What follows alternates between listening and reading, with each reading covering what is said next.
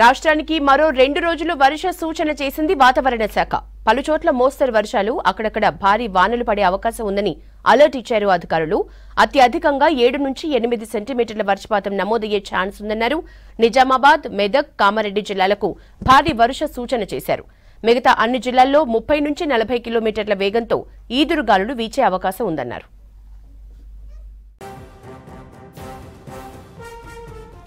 జార్ఖండ్ పరిసర ప్రాంతాల్లో ఉపరితల ఆవర్తనం ఏర్పడిందన్నారు వాతావరణ శాఖ అధికారులు. సముద్ర మట్టానికి 7.6 కిలోమీటర్ల ఎత్తులో ఆవర్తనం ఉందన్నారు. నైరుతి రుతుపవనాలు చురుగ్గా కదులుతున్నాయని చెప్పారు. ఆవర్తనం, నైరుతి రుతుపవనాలతో పాటు విండ్ షియర్ జోన్ ప్రభావంతో రాష్ట్రంలో వర్షాలు కురిసే ఛాన్స్ ఉందని తెలిపారు.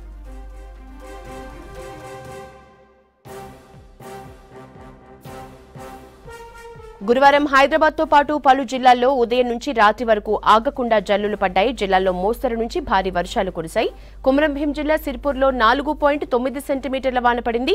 జయశంకర్ భూపాలపల్లి జిల్లా కాళేశ్వరంలో 4.6, కుమ్రంభీం జిల్లా కౌటాలలో 3.8, నిజామాబాద్ జిల్లా మాగిడిలో 3.6 సెంటీమీటర్ల వర్షపాతం నమోదైంది.